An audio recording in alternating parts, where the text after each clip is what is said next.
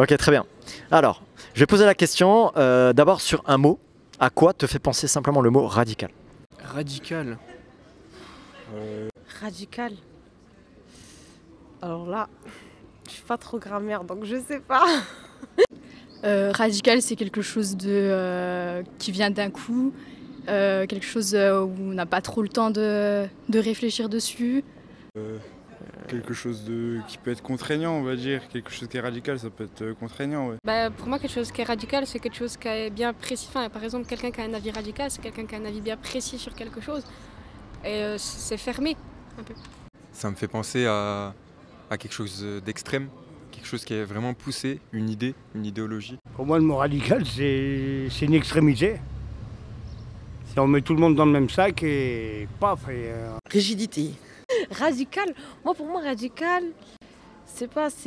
moi, ça me fait penser à différent.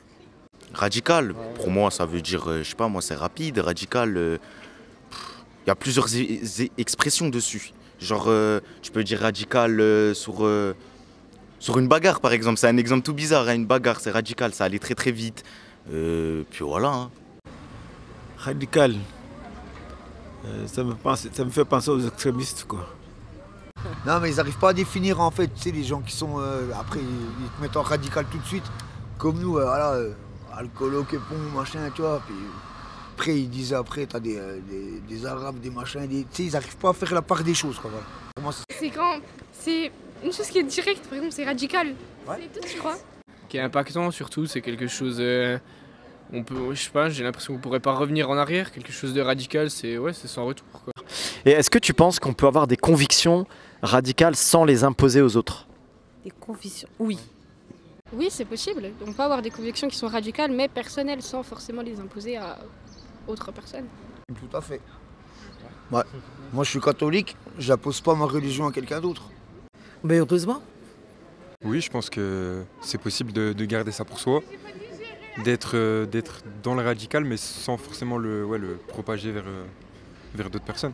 Ah oui, tout à fait. Je pense que chacun a le droit d'avoir ses propres opinions sur tous les sujets de la vie. Et donc, oui, tout à fait. C'est pas parce qu'on est positionné sur un avis qu'on l'impose forcément aux autres. Oui. Tout le monde croit ce qu'il veut. Bah oui. Ah, c'est ce que j'ai compris. Qui on veut et voilà. Okay, Chacun sa vie, chacun son chemin. Je sais pas, c'est compliqué parce que radical, ça veut dire quand même... si c'est compliqué, si je pense qu'on peut avoir des convictions radicales, c'est-à-dire vraiment être à fond dans ce qu'on veut, mais sans forcément l'imposer à tout le monde. Non, le mot radical veut dire radical. Quand on est radical, on cherche à l'imposer à tout le monde. Bien sûr. Le problème, c'est quand on veut imposer aux autres ce qu'on pense, quoi. On pense que moi j'ai la vérité, les autres n'ont pas la vérité. Donc je voudrais absolument que les autres rentrent dans ma vérité. Moi, pourtant, il faut partager. Il faut être dans le partage. On peut faire ce qu'on veut, ce qu'on aime, mais sans forcément l'imposer aux gens, on va dire.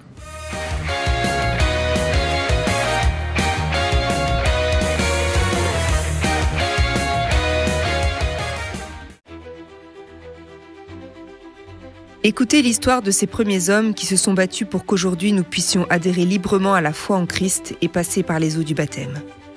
Ulrich Zwingli, né à Wildhaus dans l'actuel canton de Saint-Gall le 1er janvier 1484, a étudié à Vienne et à Bâle.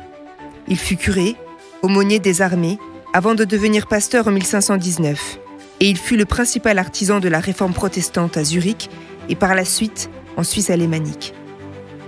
Il remit en cause les sacrements du baptême et de la scène, et en 1525, il abolit la messe et la remplaça par une liturgie dans le langage du peuple. Konrad Grebel, universitaire et humaniste, né en 1498 à Zurich, était le fils d'un important commerçant suisse. Il étudia le grec à Paris. Avec son ami Félix Manz, il cofonda les Frères suisses.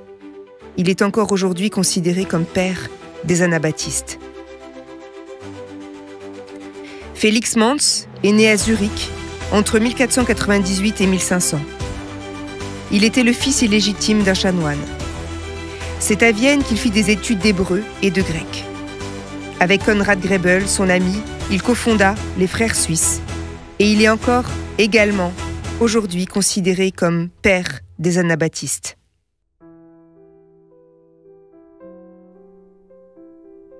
Maître Zwingli, il faut que nous abordions la question du baptême des adultes.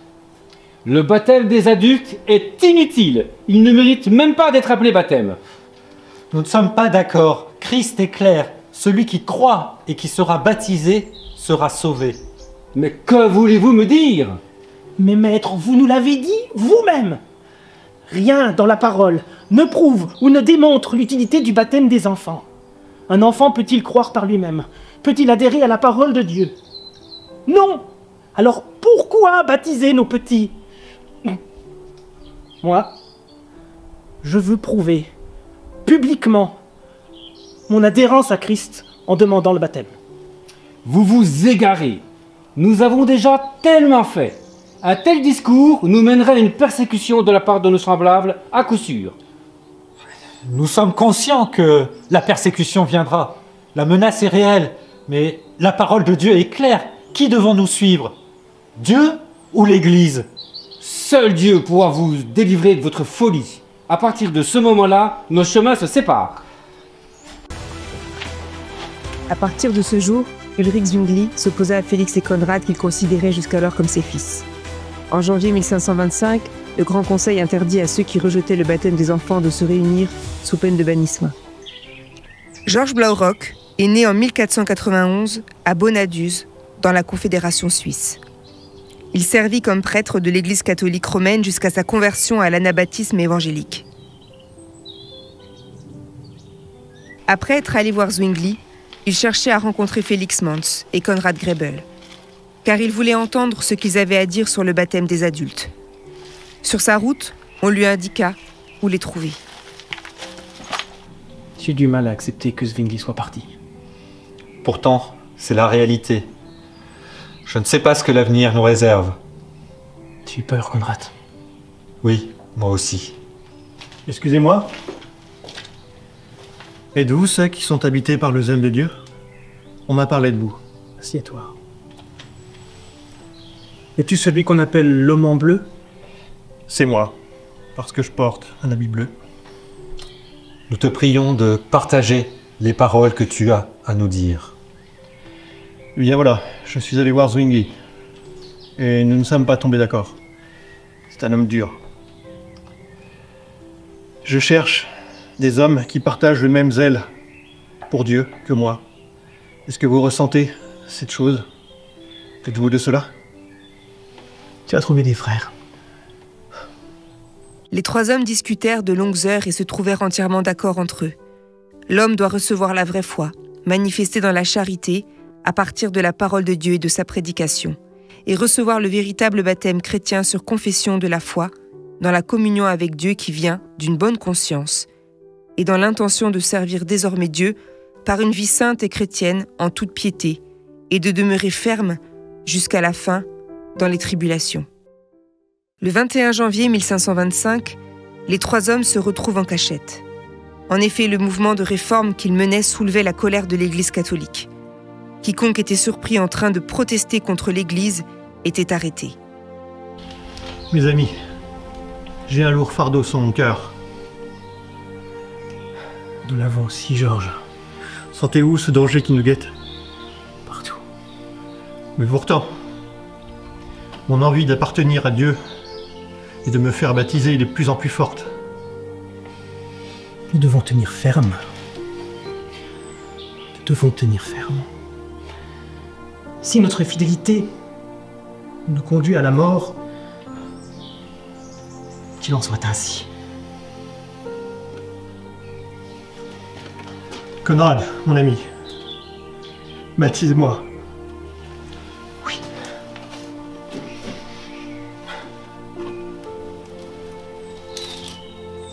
Mon frère,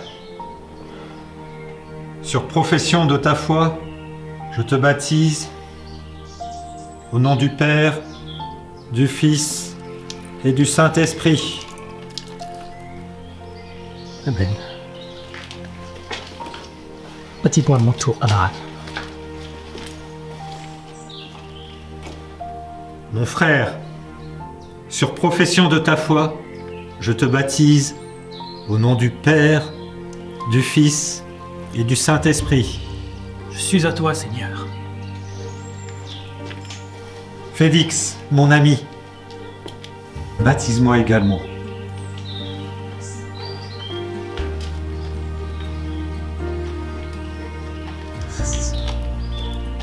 Conrad, sur profession de ta foi, te baptisons au nom du Père, du Fils et du Saint-Esprit.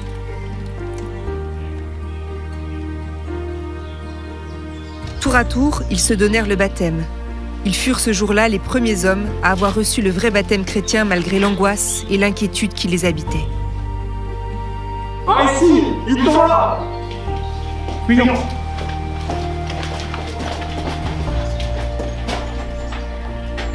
Dans les mois qui suivirent, ils témoignèrent de ce qu'ils avaient vécu ensemble avec le sentiment d'avoir une nouvelle mission. Comme ils l'avaient senti, leur combat ne dura que quelques mois.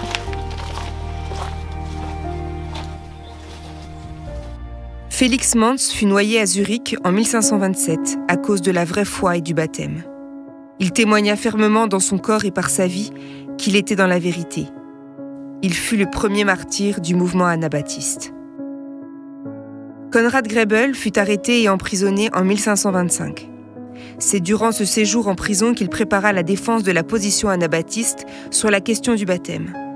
Avec l'aide de ses proches, il s'évada en mars 1526 et parvint à faire publier son pamphlet rédigé en prison avant de mourir de la peste à l'été 1526. Georges Blaurock s'exila dans le Tyrol et fut brûlé vif en 1529, également pour ses croyances. Il laissa pour seuls écrits une lettre et 2 hymnes qu'il écrivit au cours des 3 dernières semaines de sa vie. Ceux-ci sont conservés dans l'Ausbund, un ancien recueil d'hymnes anabaptistes encore utilisé aujourd'hui par la communauté amish nord-américaine.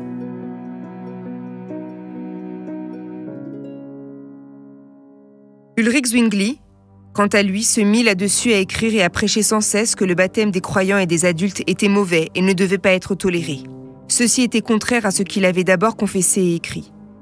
Par la suite, parce qu'il préférait plaire aux hommes et au monde plutôt qu'à Dieu, il combattit le vrai baptême chrétien et provoqua les autorités à faire décapiter comme anabaptistes, sur l'autorité du droit impérial, ceux qui s'étaient donnés à Dieu et avaient, en toute droiture et connaissance, conclu avec Dieu l'alliance d'une bonne conscience.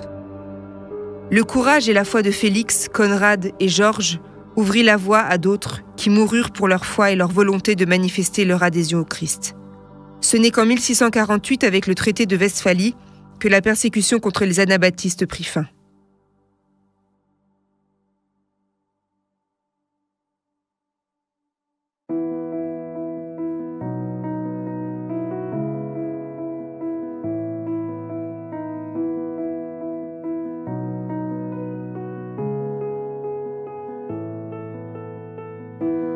Maintenant, prenez patience, chers enfants, pour l'amour de mon nom. Même si vous êtes haïs ici, je vais apaiser votre chagrin. Dieu le Père, par ta fidélité, veux-tu, ne nous abandonne jamais. Chaque jour, Seigneur, tu nous renouvelles pour rester dans la fermeté. Par le Christ, nous touchons à toi, que par ta souffrance tendre, nous connaissions ta fidélité et ton amour dans ce pèlerinage.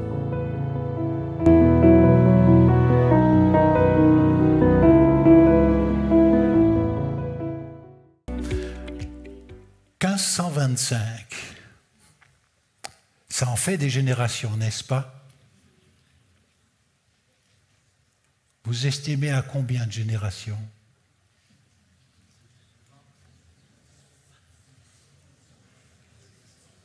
Ça en fait de la transmission, n'est-ce pas? Pour ceux qui, à ce moment-là, ou de la déconfiture de la foi, où on a adopté d'autres choses, un choix radical. Le cœur d'une réformation appelée anabaptiste à partir d'une gravure. Mais avant, je veux définir quelques mots. Merci pour le micro-trottoir. Je ne sais pas ce que vous auriez dit sur radical. Ça vient du mot racine. C'est quelqu'un qui va à la racine des choses. Il y a beaucoup de gens qui se réclament d'un mouvement radical. Le mot en lui-même ne veut pas encore dire qu'on adhère. Vous avez remarqué que ce mot n'a pas toujours bonne presse. Immédiatement associé à exagéré, extrême, sectaire, dangereux, ultra, fanatique, n'est-ce pas? Loin du entre-deux si cher aux sages tièdes de ce monde. Ni, juste entre.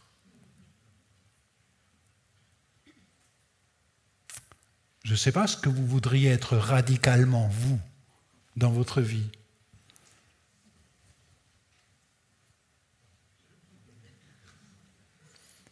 Qui voudrait être plus radicalement aimant?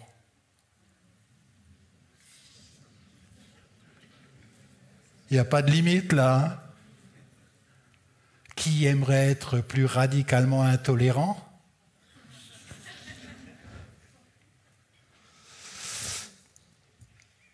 Il y a diverses sortes de radicalité. Ici, on va en suivre une singulière dans un mouvement communautaire et pacifique dès le début aux racines de la Réformation. Le plus radical que je connaisse, il porte un nom, hein? Dans le sens de radicalement aimé. Et ce n'est pas l'un d'entre nous, hein, je suis désolé, hein, c'est le Christ vivant. Image parfaite du Dieu invisible. Vous voulez connaître Dieu? Il est visible en Jésus. Il a mené une vie intégralement radicale, c'est-à-dire reflétant parfaitement Dieu, le Père de tout ce qui existe, et les autres, même les plus bouillants, style Claude ou Pierre, sont restés à la surface des choses et ont besoin d'être renouvelés. Ça s'appelle des disciples. Savez-vous qu'on trouve le mot chrétien que 3 fois dans le Nouveau Testament? Et tous les autres descriptifs de ceux qui ont suivi Jésus s'appellent disciples, ou les gens de la voie. Vous savez ce que veut dire chrétien? Petit Christ. Ça vous va comme descriptif de qui vous êtes ou de qui ils sont? C'est-à-dire des gens en qui on trouve des caractéristiques de Jésus. Pour certains, la route a été longue, pour d'autres, elle s'est arrêtée brutalement. Vous avez vu, merci beaucoup à ceux qui ont fait cette, comment on appelle ça, cette scène de cinéma, bien documentée. Merci. Ils étaient probablement une dizaine. Les autres, le même jour, étant non résidents de Zurich, ont été chassés. Ils avaient interdiction, ils avaient obligation, par le décret de la ville qui s'était engagée à obéir à toute la parole de Dieu, ce que Zurich avait engagé, à qu'elle s'était engagée de faire, ils avaient obligation de baptiser tous les bébés. Donc vous saisissez, c'est plus qu'un baptême dans un contexte où tout était toléré. C'est interdit, c'est de la désobéissance civile ce qu'ils ont fait. Aujourd'hui, une petite famille de la foi, Caïn, Cao, est arrivée à 500 ans, mais il y a au moins 100 fois plus de chrétiens aujourd'hui qui peuvent se réclamer de ce recommencement de la pratique apostolique. Là, c'est un recommencement. Ce n'est pas une innovation. Vous n'allez pas me dire que vous allez appeler père Conrad Grebel et Félix Mons.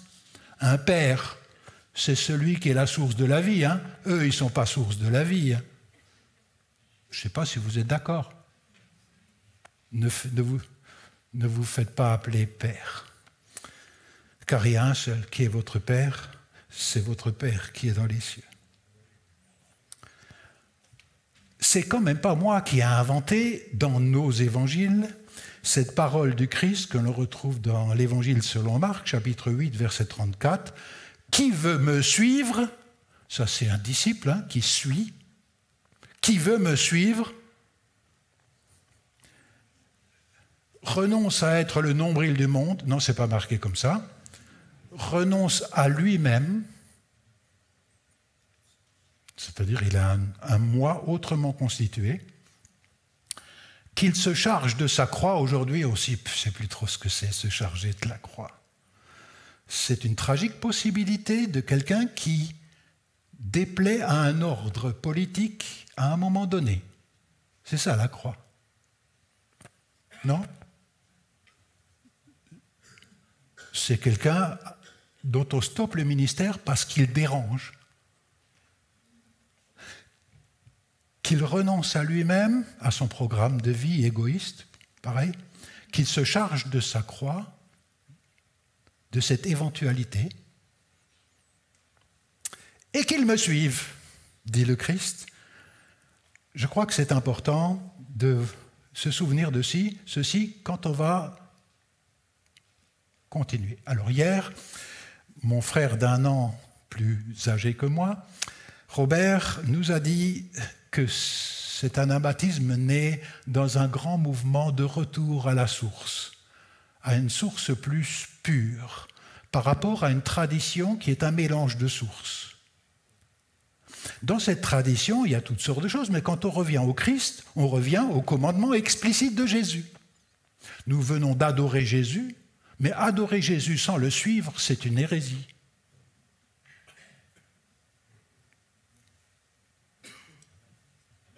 Oui ou non?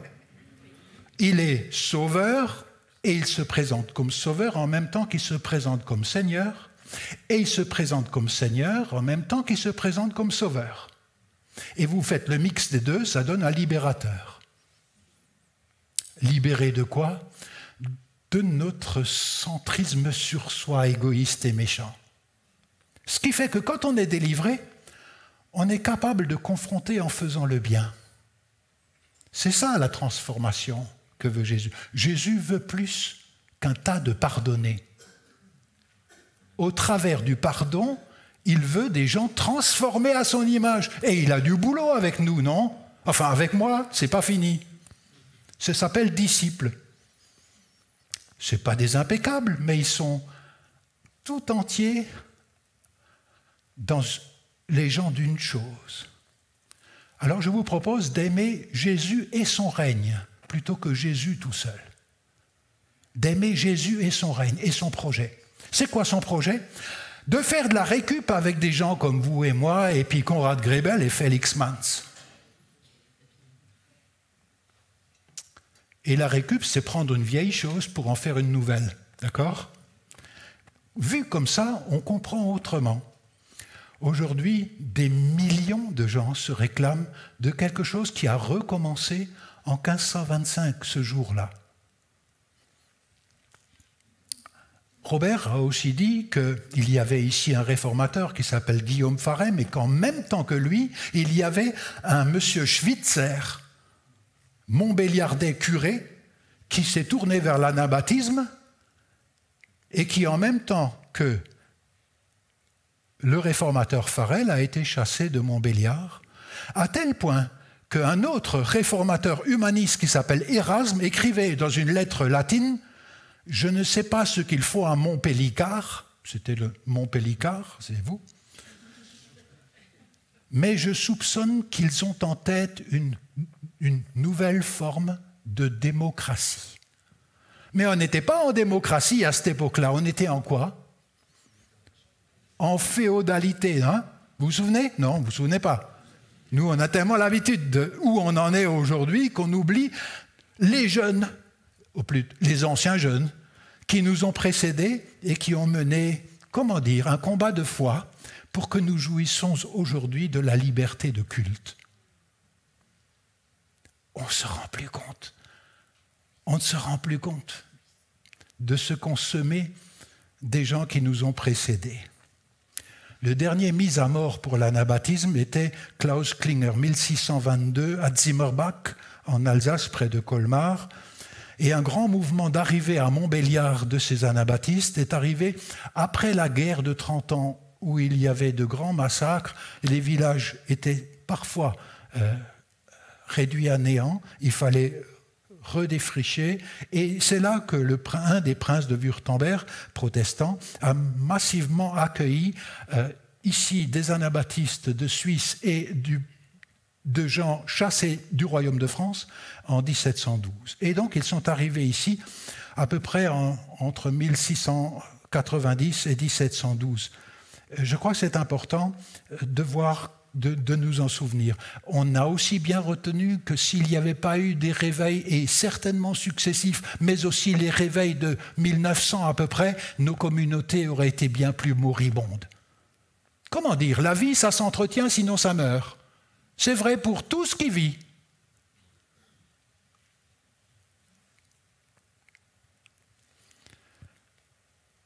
On a vu ça hier.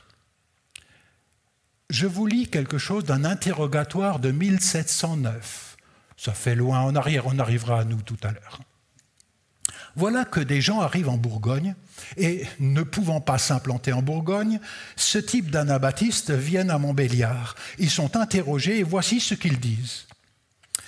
Dans un second interrogatoire plus poussé, ils concèdent, ces anabaptistes, que même le roi de France ne changerait rien à leur vue, préférant plutôt quitter ces terres que de devoir porter des armes. Ils pensent en outre que ce fut la cause essentielle de leur tourment déjà en Suisse, le refus de porter une arme létale. Est-ce que ça a à voir quelque chose avec Jésus, ce truc-là? Oui ou non? Tout dépend à qui on pense quand Jésus nous dit « tu aimeras tout le monde, y compris ton ennemi ». C'est l'ennemi juste interpersonnel, comme pense Calvin, ou c'est aussi l'ennemi, le vrai ennemi, vous savez, celui qui dit que par la propagande qu'il faut le tuer. Les anabaptistes pensaient ça. Vous voyez le débat? Il n'est même pas terminé au milieu de nous. Voilà, ils sont venus ici en pensant qu'ici, ils pourraient mener une vie paisible, travailler et être tolérés. La suite de l'histoire de ces mêmes descendants ou nouveaux convertis va montrer que ça a changé aussi au cours du temps. Alors, avec le professeur Neil Blau, j'ai suivi des cours, il n'était pas professeur en ce temps-là, et on a suivi les cours d'un professeur à la Sorbonne qui s'appelle Richard Stauffer. Il était réformé, il enseignait sur les anabaptismes, parce que il ne faut pas vous croire que anabaptiste signifie juste rebaptiseur. En fait, le mot signifie rebaptiseur. Mais ce mot est très vieux. Il vient d'un arsenal juridique de l'Empire romain. Quiconque anabaptise quelqu'un sera tué. Et ça date du 5e siècle après Jésus. Donc, c'est un terme juridique. C'est une tradition de l'Église chrétienté. C'est un sac poubelle. On met dedans tout ce que l'Empire romain n'a pas aimé. Quiconque dit quoi que ce soit contre le baptême des nourrissons, ou quiconque rebaptise, comme par exemple en Afrique du Nord, c'était le cas, imaginez, monsieur est pasteur, il a baptisé, il m'a baptisé, mais monsieur était pasteur tant que l'empereur était chrétien, mais quand il est de nouveau devenu païen, le pasteur a retourné sa quoi? Qu'est-ce qu'il a chez vous, le pasteur? Sa tunique. Il est de nouveau devenu païen. Question, est-ce que les baptêmes qu'il a faits sont encore valables? Et du coup, c'est de là que vient le mot anabaptisé. Et c'est là que l'empereur, avec un synode sous sa protection, a décidé qu'on tuerait quiconque anabaptise, quiconque héberge. Vous comprenez que le mot fait partie de la tradition de l'Église, la tradition d'interprétation de la chrétienté. Mais ces nouveaux baptêmes sur seule profession personnelle de la foi va changer quelque chose de la chrétienté. Tout le monde n'est pas chrétien en vertu du fait qu'il est dans un territoire dit chrétien. Vous comprenez? sous la tutelle de l'empereur. Ça, c'est la chrétienté. L'anabaptisme va être pour le christianisme, mais pas pour la chrétienté. La chrétienté utilise des moyens de contrainte des consciences et la plus grande d'entre elles, inventée pour eux à partir du IVe siècle, c'est l'administration du baptême au bébé. Parce qu'un enfant ne peut pas être conscient de l'engagement que ça présuppose. Voilà, je voulais juste simplement vous dire que le mot anabaptiste n'a pas été accepté par les anabaptistes. C'est que récemment que c'est plus simple de l'utiliser, parce que c'est pas grave de l'utiliser aujourd'hui. On risque rien. Mais pendant longtemps, et jusqu'au XVIIIe siècle, ce mot faisait partie du code dit de Justinien, comme une menace. Ainsi, quand certains réformateurs devenus magistériels parce qu'ils s'appuient sur la municipalité ou ils s'appuient sur le prince, utilisent le mot anabaptiste, c'est qu'ils ressortent le vieux code d'empire de la chrétienté pour menacer quelqu'un de mise à mort. Vous arrivez à comprendre? Ils s'appelaient plutôt entre eux des baptistes, ils s'appelaient comme ça entre eux, quoique aujourd'hui, les baptistes, c'est aussi une des grandes dénominations mondiales. Vous comprenez? En ce temps-là, ce n'était pas encore des Amish. C'était des congrégationalistes, où on devient membre par l'adhésion personnelle de la foi, ouverts au monde. Ils avaient même, à un moment donné, comme Félix Manz, écrit une lettre aux autorités de Zurich, que j'ai traduit dans ce livre, Michel Sattner à la naissance d'églises de profession au XVIe siècle. J'ai traduit sa lettre là-dedans, où Félix Manz écrit aux autorités de la ville « Je vous en supplie de reconsidérer votre position, parce que si vous acceptez le baptême sur profession de la foi, cela ne changera pas l'ordre public des choses. » Sauf que ça, c'est une révolution. On ne se rend pas compte aujourd'hui, c'est comme si c'est monnaie courante. La plupart des évangéliques sont des églises de professants aujourd'hui. Pas tous. Certains sont encore dans l'administration du baptême des nourrissons. D'accord ? Mais on ne se rend pas compte de la révolution que c'était au niveau de la considération de ce que c'est qu'une église, de ce que c'est qu'un chrétien, à quoi il est engagé. Ainsi, je reviens à mon Richard Stauffer. Eh bien, lui, il disait qu'il y a parmi les différents anabaptismes dans ce sac poubelle, il y a des violents, il y a des spiritualistes, il y a des anti-baptêmes des nourrissons, mais pas pour le baptême des professants.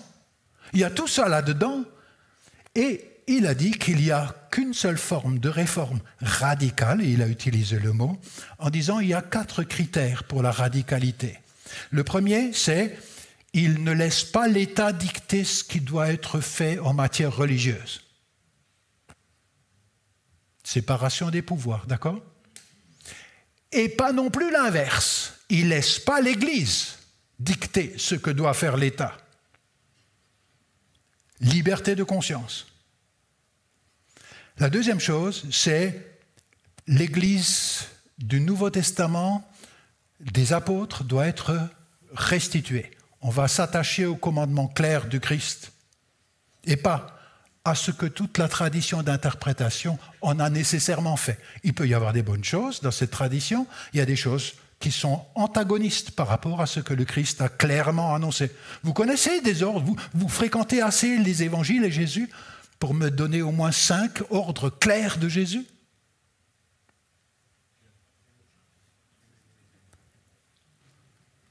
Peut mieux faire, il y avait marqué dans mon bulletin, et c'est vrai. Troisième, la notion de suivre le Christ. Suivre le Christ. Ça veut dire accepter d'être un apprenti du Christ. La transformation qu'il veut opérer, c'est plus que mon casier judiciaire de pardonner. Ça touche à mes violences intérieures, ça touche à ma manière de regarder, ça touche à ma manière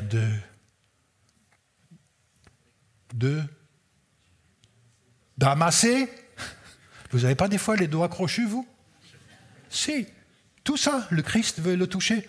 C'est ça. Il veut faire des hommes nouveaux pour une société guérie. C'est ça qui s'appelle le royaume de Dieu.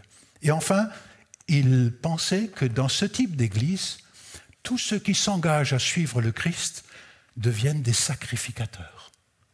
Qu'est-ce que c'est qu'un sacrificateur? C'est un louangeur qui donne les capacités qu'il a, les potentialités qu'il a et sa vie en sacrifice, parce qu'on n'approche pas n'importe comment Dieu. On approche avec des offrandes, et des offrandes de sa vie. Voici les 4 caractéristiques que l'on retrouve dans ce que lui, le prof, là, avait appelé la réforme radicale.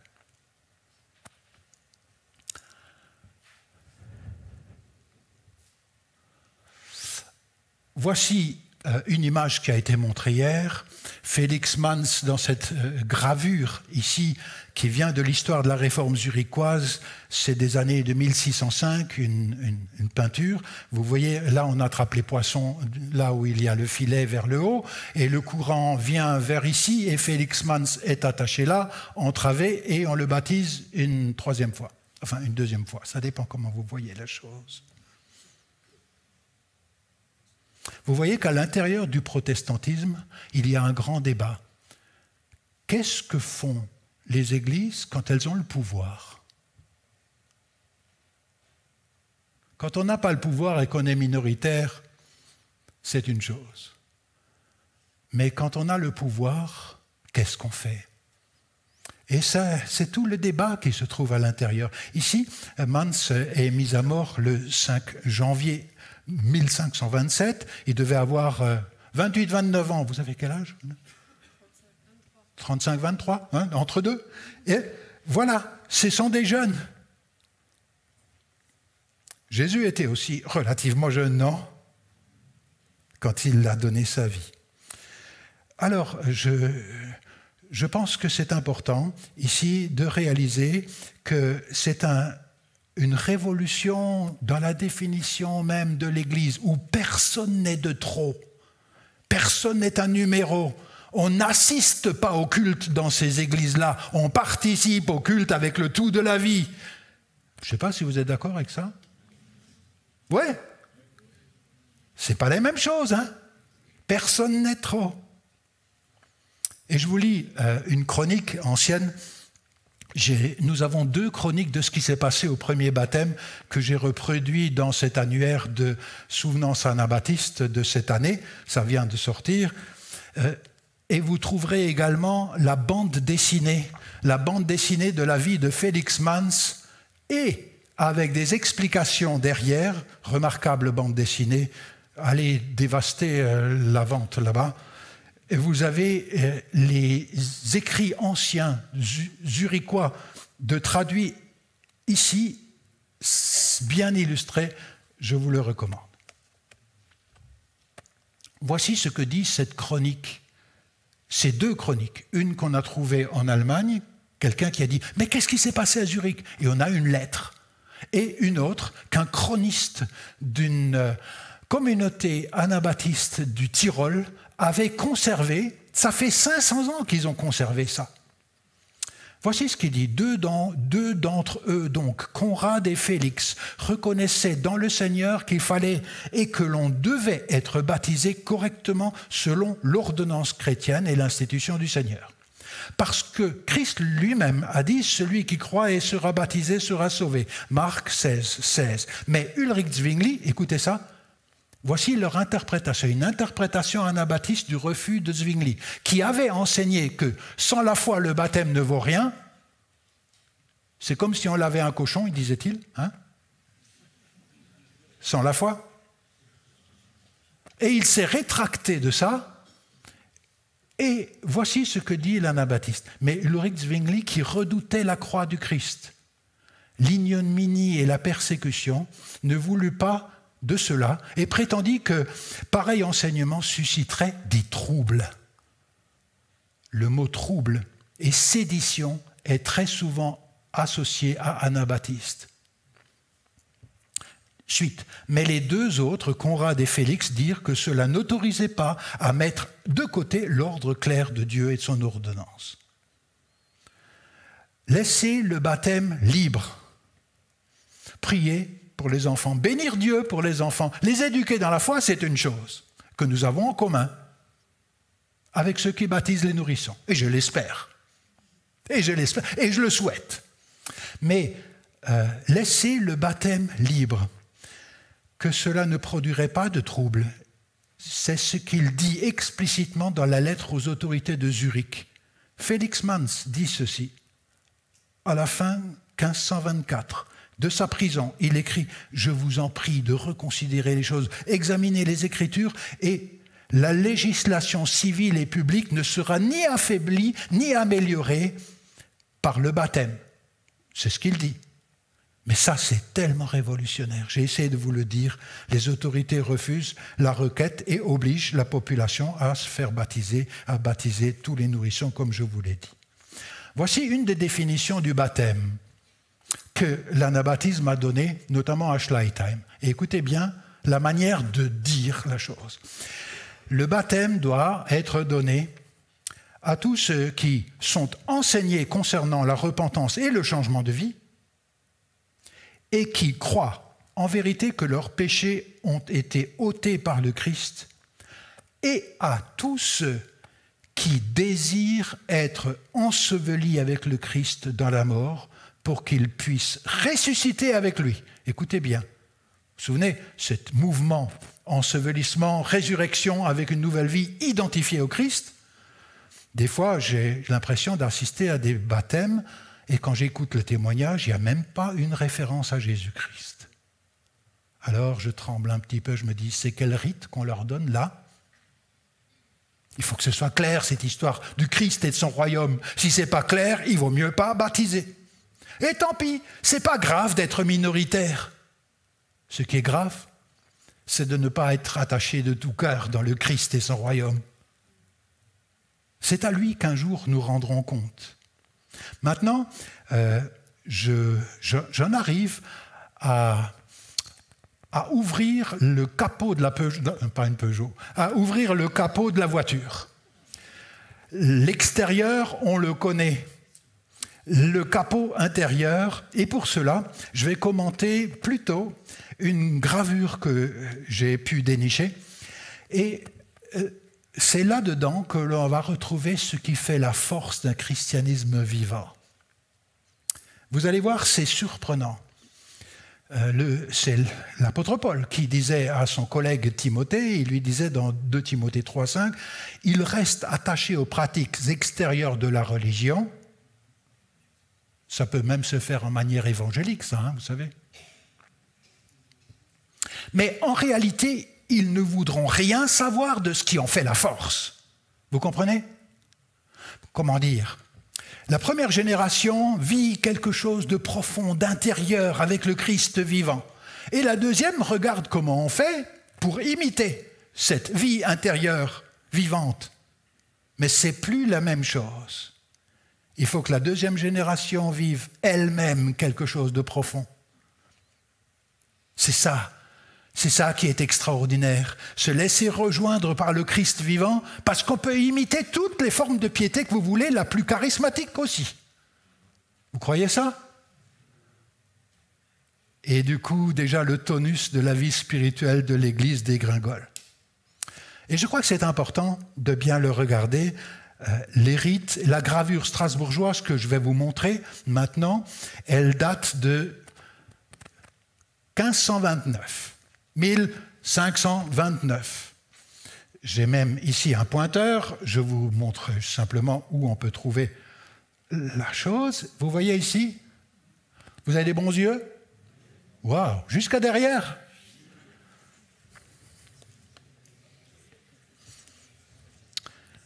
Voici ce qu'on peut trouver ici. D'abord, c'est une feuille volante. Elle se trouve en ce moment au Kupferstichkabinett de Berlin. 1529. Il y a plein de choses là-dessus. Je vais le commenter au musée des estampes de Berlin. D'abord, la première chose qui frappe, c'est la première fois qu'en terrain protestant, on accepte d'imprimer le tétragramme sacré. Le nom imprononçable de Dieu, d'accord? Ce que nos Bibles traditionnelles protestantes mettent par l'Éternel. Ouais. En plein milieu. Je crois que c'est important. Et en dessous, et je commence par là, je vais vous traduire ce qui a marqué ici.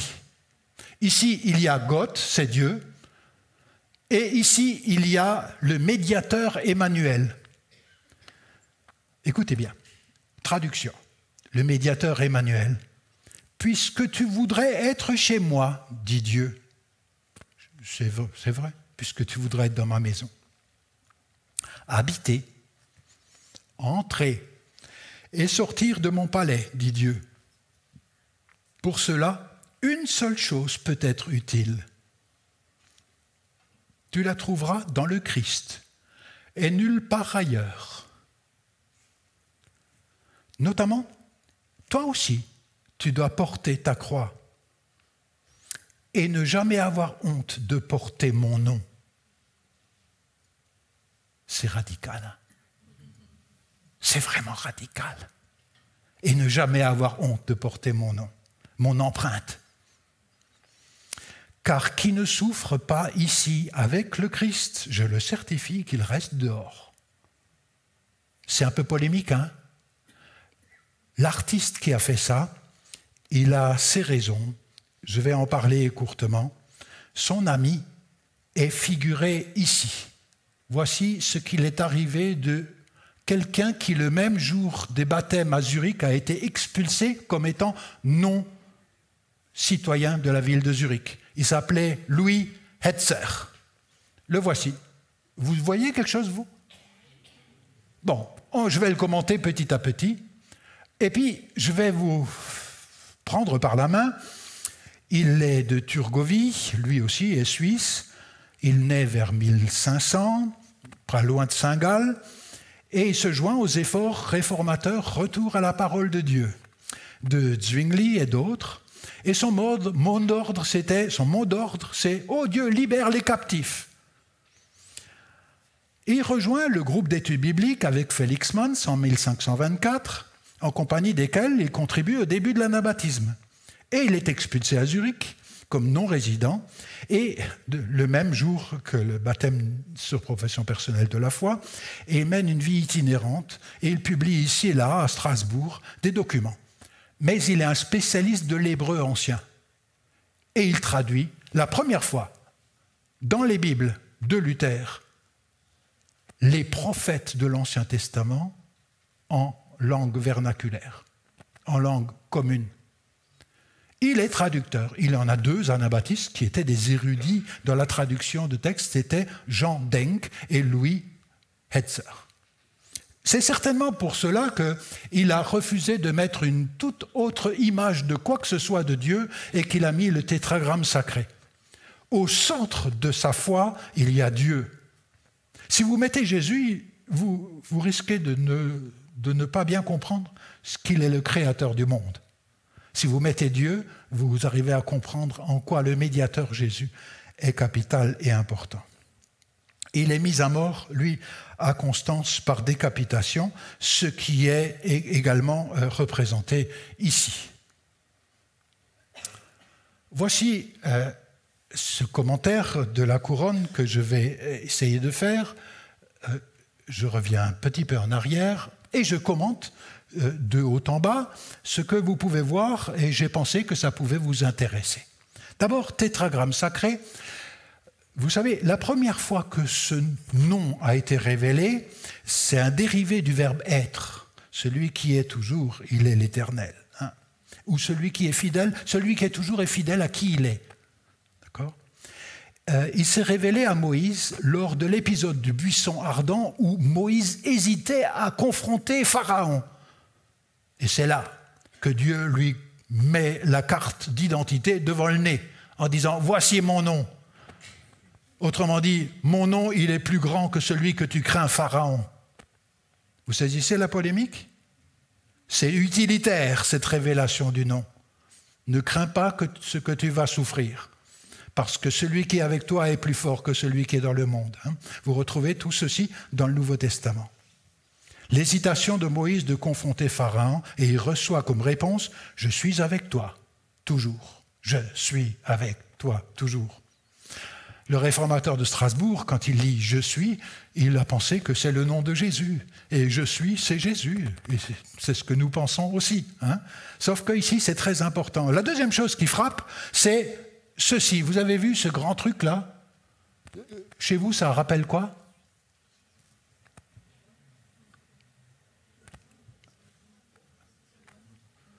Une couronne, hein? Ouais. Une couronne de laurier. C'est pas une couronne funéraire. Hein? Le Nouveau Testament appelle ça la couronne du vainqueur.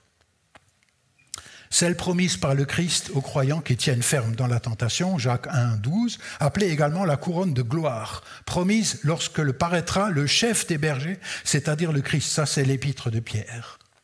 Il y a ici une référence aussi à Jacques. Oui, on a les auteurs du Nouveau Testament, Jacques chapitre 1, verset 12. « Heureux l'humain, mesdames, je vous inclus, qui endure l'épreuve parce qu'une fois testé, il recevra la couronne de la vie promise à ceux qu'il aime. Non, ceux qui l'aiment. » Voilà, je voulais vous le rendre attentif. Donc, une couronne, ça veut dire quoi? Que dans la ligne de Jean-Baptiste, il n'y a pas l'envie d'aller au ciel. La couronne promise est une terre où la justice habite. Il y a des chrétiens évangéliques, pour eux, aller au ciel, c'est leur summum bonum. Ils oublient que le Christ revient du ciel. C'est là qu'on l'attend. Cette idée d'une concrétude du salut, c'est très lié à l'anabaptisme. C'est la raison pour laquelle les lieux qui veulent vivre, ce sont avant tout des lieux où on se respecte, des lieux fraternels, des lieux où on travaille aux différences. N'allez pas me dire qu'il existe une seule église où il n'y a pas de tension. Mais on travaille aux différences, autrement dit, on s'entraîne à la réconciliation, on s'entraîne à casser les animosités, on s'entraîne à être antiraciste, on s'entraîne à être généreux pour ceux qui manquent de nécessaire. Ça fait une société où il fait bon vivre, qui anticipe quelque chose de ce que sera le ciel sur la terre. Vous saisissez? C'est la raison pour laquelle vous avez ici une couronne. Et je crois que c'est important. Maintenant, remarquez quelque chose. Autour de Dieu, vous avez des mots. Vous voyez des mots? Et ces mots, ça reflète Dieu. Et quand vous voyez là, ces mots qui le reflètent, ce sont des mots qui ont comme caractéristique d'avoir 4 lettres. Toutes. 4, c'est un symbole dans la Bible. Viens, Esprit de Dieu, souffle des 4 coin de l'horizon, c'est la totale. Autrement dit, quand nous disons c'est la totale, c'est 4. Ouais. Et quand vous regardez les caractéristiques de Dieu, il y a des gens, on les fréquente, ils aiment Dieu, mais quand on se rapproche un petit peu plus près, on voit que c'est un Dieu terrible, en colère permanente, qui ne supporte rien. Et ce n'est pas d'abord le Dieu amour, Liebe, allemand, amor en latin, ce n'est pas le Dieu Seigneur, Tsebaoth, ce n'est pas le Dieu que l'on adore et ce n'est pas le Dieu un. De même, vous avez dans cette couronne un autre 4 lettres, c'est la croix. Alors je sais, normalement, dans les églises évangéliques ou protestantes, il n'y a pas de chemin de croix. C'est juste, hein? Vous en avez un ici? J'espère que vous en avez tous. Librement consenti. La croix, c'est ce qui advient quand on confronte le mal en faisant le bien. Je fais exprès, hein, c'est de la provoque. Comment en effet conjuguer couronne de vainqueur avec le mot croix, dites donc? Vous avez déjà réfléchi à ce paradoxe? Comment concilier la croix à porter avec la couronne de vainqueur? La couronne de vainqueur, ça se reviendra. La croix, c'est ce qui arrive parfois, quand on aime. Les réformateurs radicaux ont mis ceci: le moyen de la victoire, c'est la croix. Et je me souviens de William Penn. Ça vous dit quelque chose, la Pennsylvanie? Il avait quelle religion, William Penn? Il était Quaker. Encore une autre religion qui accentue suivre le Christ pacifique. Et il a écrit un traité qui existe d'ailleurs en français, très difficile à trouver. Il n'y a pas de couronne sans croix.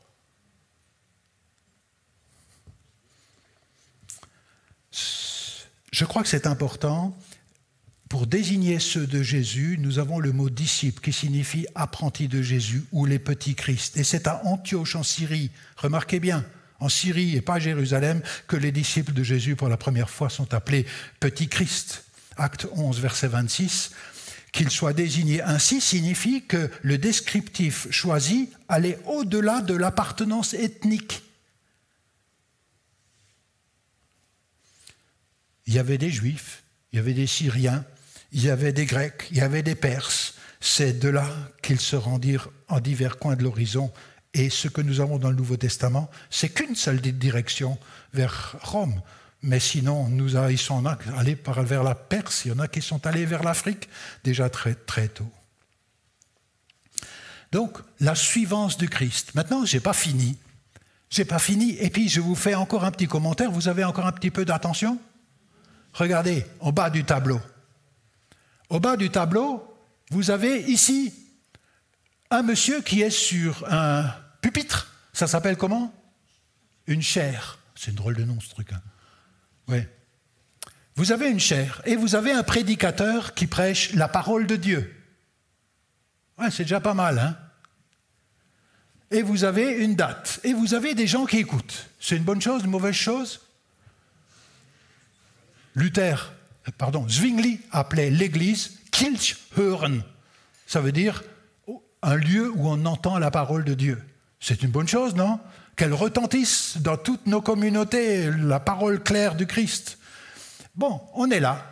Maintenant, vous avez vu aussi qu'il y a des gens avec des épées. Vous arrivez à voir, depuis derrière, vous voyez des épées? Vous savez, ces trucs-là qui traînent là. Il y a des épées. Et vous avez aussi ici des têtes couronnées. Vous avez un sultan. Non, ce n'est pas insulté, c'est du sultan. Hein. Un sultan, et vous avez ici deux rois, dont un montre ce qui se passe ici. Qu'est-ce qui se passe ici? Quelqu'un qui est décapité à cause de sa foi. Maintenant, ce n'est pas fini. Regardez du côté gauche.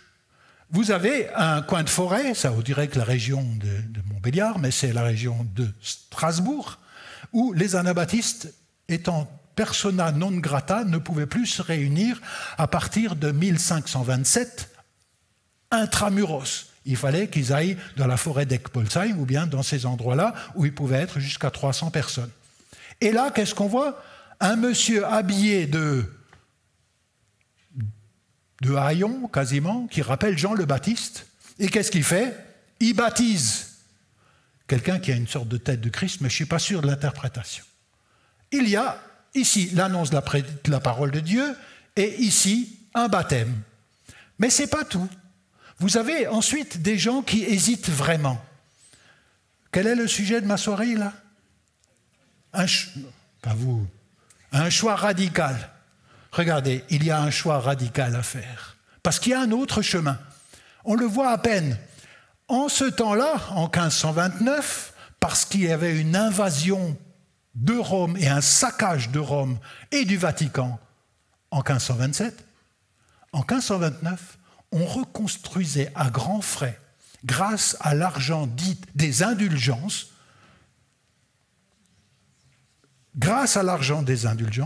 on reconstruisait Saint-Pierre de Rome, mais aussi la Saint-Ange, le château Saint-Ange. Alors, château Saint-Ange et Saint-Pierre de Rome. Vous voyez ce chemin? Mais ce chemin, il est en dehors de la couronne du vainqueur. C'est pas neutre, hein? Rien n'est neutre. C'est polémique aujourd'hui, mais aujourd'hui, on n'est plus comme au XVIe siècle, d'accord? Bien que je regrette vraiment que ce soit un État, cette Église-là. Je regrette.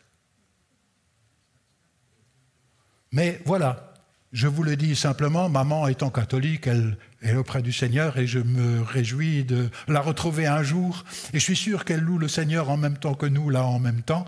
Mais on n'était pas toujours d'accord sur tout, mais ce n'est pas grave. C'est pas grave. Alors, ici, vous voyez qu'il y a la couronne du vainqueur, et quand on suit cette sorte de dessin animé avant l'heure. Vous voyez ici de quelqu'un qui a été lapidé, vous voyez, par ses co-religionnaires juifs non messianiques, qui ne supportaient pas que quelqu'un dise que Jésus était le Messie et qu'il était vivant. D'accord? Ça vous rappelle quoi? Étienne. On continue. Ici, vous avez quelqu'un qui est passé par le grill. Excusez-moi, c'est un peu glauque. Hein? Déjà, de dire « venez chez nous, on est une église de martyrs », ça passe pas. Hein? Ouais. Si on peut dire « venez chez nous, on vous donne du miel à manger en permanence », ça va mieux. Hein? Mais dans l'Évangile, le but, c'est que Dieu, quand il appelle des disciples, il en fait des moyens pour toucher les autres.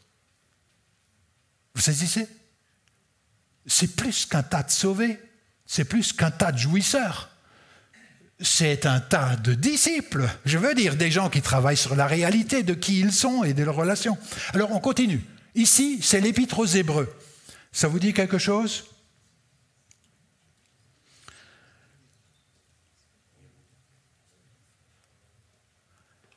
Certains, il est dit, dans l'Épître aux Hébreux, chapitre 11, d'autres encore subirent l'épreuve de moquerie, du fouet et celle des liens et de la prison et furent lapidés, furent sciés, ils moururent tués à coups d'épée, ils menèrent une vie errante vêtue de peau. Rien de très attractif pour la pub. Hein. Mais ça, c'est certains réussissent à cause de la foi et certains ne réussissent pas tout de suite à cause de la foi. Ça, c'est l'Épître aux Hébreux. Vous avez ensuite quelque chose qui est un petit peu plus haut. Ici, vous voyez quoi, ceux qui sont là, ceux qui ont des bons yeux? Vous voyez quoi? Un pendu. Et puis, il a une tête de ce qu'étaient en ce temps-là des paysans. Pendant 1 an et demi, la révolte paysanne était non violente et ne faisait que boycotter les intérêts des gens qui ne capitulaient pas devant l'exigence de vie fraternelle. C'est que la fin que ça s'est déchaîné. Et puis, comment dire, les historiens, après, qui défendaient les intérêts des seigneurs et les intérêts des États et des municipaux, ils ont sali leur révolte paysanne en disant que ce sont eux qui saccageaient tout. C'est arrivé à la fin parce qu'on n'a pas pu tenir les troupes, mais aussi parce que les seigneurs défendaient leurs intérêts. Il y a dans ce livre, en plus de la biographie de Sattler, les 12 thèses des paysans. Vous serez surpris de voir combien ils citent la parole de Dieu. Et la parole de Dieu, c'est une vie fraternelle en Israël, avec ses règles. Je vous les laisse découvrir pour que vous ayez un trésor encore à voir chez vous. La guerre des paysans, 1524, c'est-à-dire que c'était 4 années avant la décapitation de l'ami de celui qui a fait imprimer ceci à Strasbourg. Et enfin, la mise, pas enfin, c'est le 4e, vous avez ici encore une situation assez incroyable. Vous avez quelqu'un qui est attaché à un poteau qui prend feu, et vous avez sa partenaire, c'est une femme, qui est noyée ici dans une rivière. Ça peut être 2 couples d'anabaptistes qui étaient connus à l'époque, c'est-à-dire, il pouvait s'agir de Michel Sattler, dont j'ai écrit la biographie et la confession de foi dans ce livre, avec Margaretha, sa femme, tous les deux, Margaretha refusant devenir servante de la duchesse et préférant rejoindre son mari dans le témoignage et le refus du compromis et donner un témoignage, ou bien il pouvait être question d'un autre réformateur qui vaut la peine d'être connu. Le professeur Neil Blau a écrit « Les révoltés de l'Évangile ». C'est la vie de Balthasar Hubmaier. Voilà, ceci, je voulais vous le montrer, et je n'ai pas fini, j'ai encore quelque chose à vous montrer. Vous avez vu? Regardez, ici, ça ressemble à la fois à une porte assez étroite et à la fois à une bergerie. Vous avez ça? On ne sait pas. C'est les deux. Les deux, et on voit quoi? Le Christ, qui n'est pas encore mort, qui regarde quoi? Maintenant. Il regarde l'actualité. Vous voyez? Le regarder voir la relation entre ces 2 yeux. Ton affaire, c'est mon affaire.